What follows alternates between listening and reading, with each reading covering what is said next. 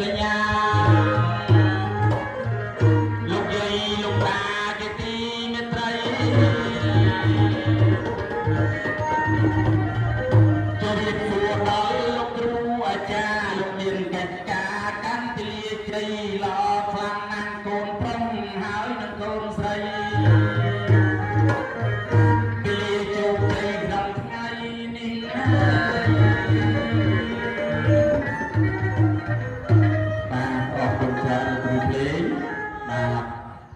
អញ្ចឹងប្រឡងតំនៅទេវតា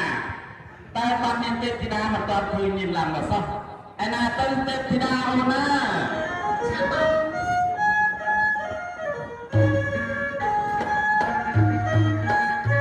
ឯណាទៅនៅនាងទេពធីតាបបកញ្ញាស្រងពីស្រីអញ្ជើញមកឯណាបងស្រីញាតិមិត្តតស្រីលោកក៏រងចាំចាអមមកដល់ហើយអមមេតាមានណាពេកបី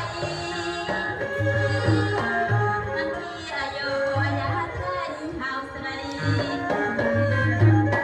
តាមានតែចាំបងបងទេបតាអញ្ចឹងអមស្ដាប់ពីបងទៅចុះ